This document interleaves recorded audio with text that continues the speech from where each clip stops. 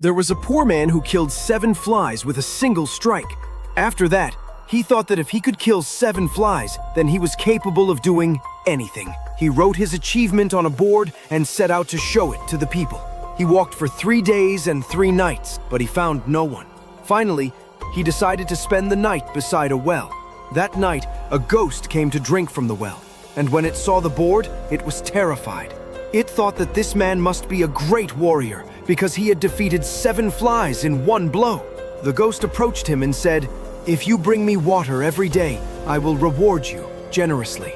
The man thought this was a good opportunity, so he agreed. The ghost took him to a place and gave him a heavy camel skin bag to fill with water, but the man was weak and could barely lift it. So he began digging around the well and thought, why don't I just take the whole well instead of carrying water every day?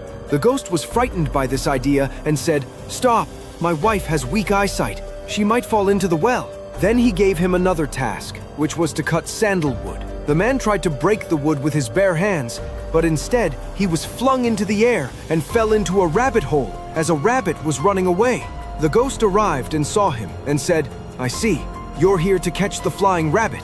His fear grew even stronger, and he thought the man was cleverer than him. He gathered the other ghosts and said, "Drive him away from here." But the man refused and said, "I won't leave until I defeat the strongest ghost among you." The strongest ghost appeared, and they agreed on a duel. Each one would strike the other 10 times, and whoever said, "Ah!" first would lose. The ghost struck the man 10 times with all his strength, but the man made no sound. Then it was the man's turn.